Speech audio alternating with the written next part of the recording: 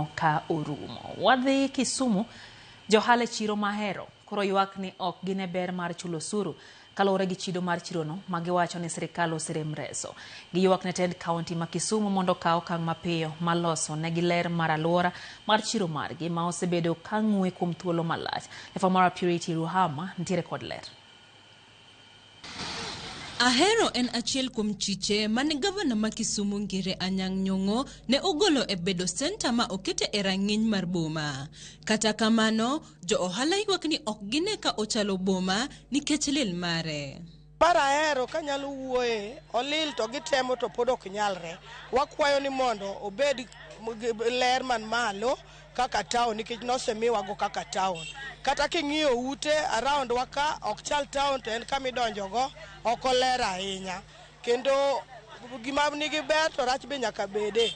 Jo ohala go yango ni lil mar chirono mayo gi kwe kendo rocho yore gi mag loko nikech losi mang'we mar chirono kendo miyo kata tuoche bende koro mako gi. Koro kata sani nwa fight kaka committee mondo kelnwa jo ywecho. Nitiere mana jo juogo ya Ahero but jo ywecho jo county government ok okelo. Wase fight kamane umiya Ahero lil kamora mora kata kiwuotho irado gi takataka nyaka samokradi.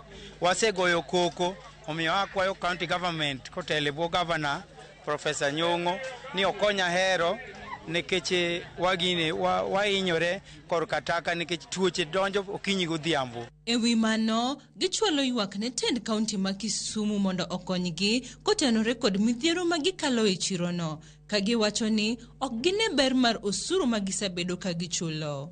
Ahero ok ler, kendo Ahero lil, Ahero top. Koro ne wakwayo county government mondo ging'inwa kaka ginyalo kelo ler kendo kaka ginyalo miyo wakwe i Ahero nikech wajuogo wagolo tax to ler mar Ahero ok ber.